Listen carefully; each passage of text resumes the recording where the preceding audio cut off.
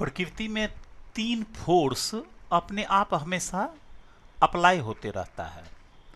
तीन फोर्स का नाम है गुड फोर्स, बैड फोर्स और गॉड फोर्स।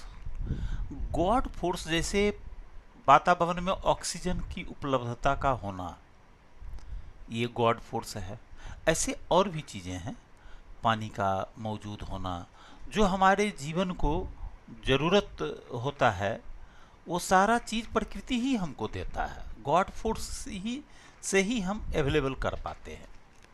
लेकिन प्रकृति क्या किया है, गॉड फोर्स को गुड फोर्स के साथ मिक्स करने का अवसर देता है।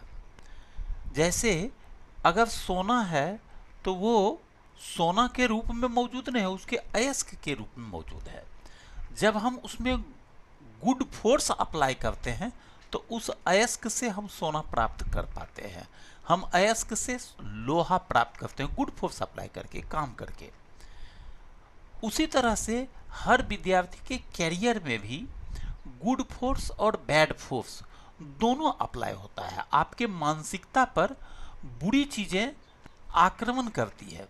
जब आप अपनी ओर से कोशिश करके उस बुराई से अपने आप को बचा पाते हो, अर्थात गुड फोर्स अप्लाई करते हो, तब जाकर के बैड फोर्स हारता है और आपका गुड फोर्स गॉड फोर्स के साथ जुड़ करके आपको एक पावरफुल व्यक्तित्व बनाता है।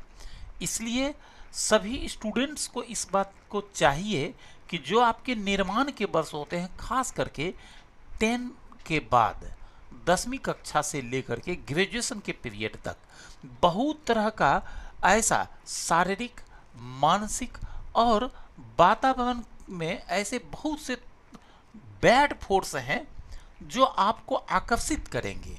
आपको अपने गुड फोर्स को पहचानना चाहिए और उसको प्रयोग में लाना चाहिए, ताकि बैड फोर्स हारे और कल के डेट में आप एक पर्सनालिटी के रूप में अपने आप को डेवलप कर पाएं, एक व्यक्तित्व ऐसा निर्मित कर पाएं जिसको संसार जान सके।